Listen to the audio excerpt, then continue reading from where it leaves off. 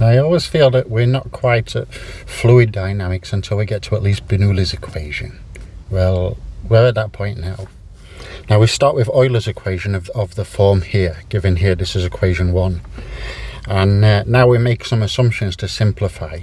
The density in a fluid is constant, so the last term becomes here, this. So the flow is steady, so the time derivative is 0. And the body force vector field is conservative here. Now we're collecting terms involving our del, the gradient. So we get this here for 1.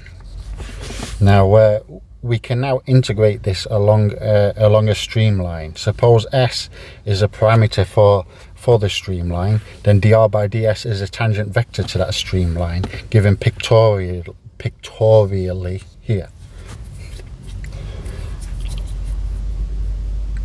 Now we consider a scalar dot product of dr by ds.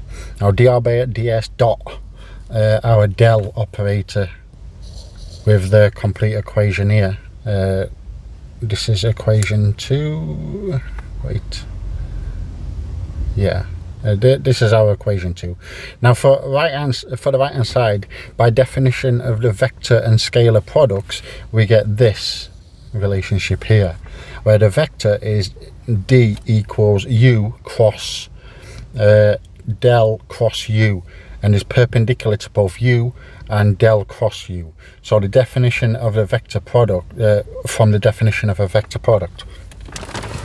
Now since dr by ds is parallel to u by the definition of streamlines, and d is perpendicular to u, it follows that dr by ds is perpendicular to d, hence dr by ds dot d equals 0.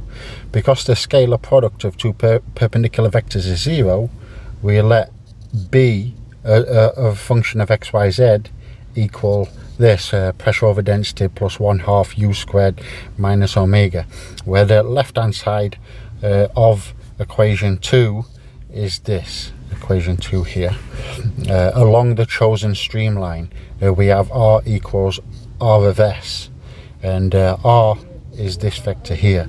So writing dr by ds and del of b in Cartesian coordinates gives dr by ds dot del b equals, and this is just a basic del operator, and dotted by the partial derivatives here, and we get this form here from using the chain rule.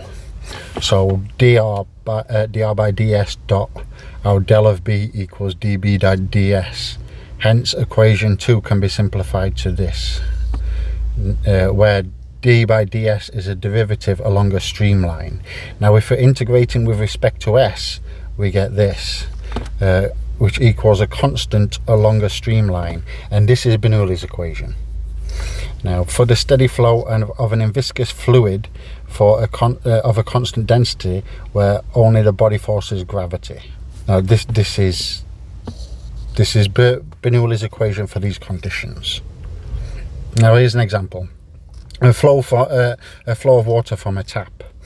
Now we predict the radius of the cross-sectional area at different vertical distances h from the tap, given pictorially here, where r of 0 equals the start, basically the tap, and r is some point further down at b. There's some radius further down at point b.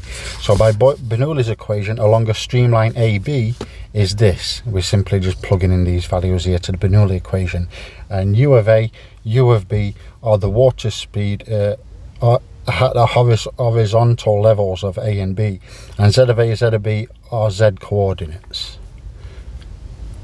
Now at z of a equals 0 and z of b equals minus h, while p of a equals p of b equals p of 0, and u of a equals u of 0. Hence we get this. So u of b, we get this, the square root of the use of 0 squared plus 2gh, and this is equation 3. Now water has constant density, so flow through A must be the same as flow through B. The horizontal cross-sectional areas are bounded by circles, so assuming uniform flow across each of these areas, we get this, where u of b equals this. So using equation 3 here and writing r for r of b, we get this. So rearranging to express r as a function of h, we get this final equation here, which this gives us the radius further down the stream of a tap,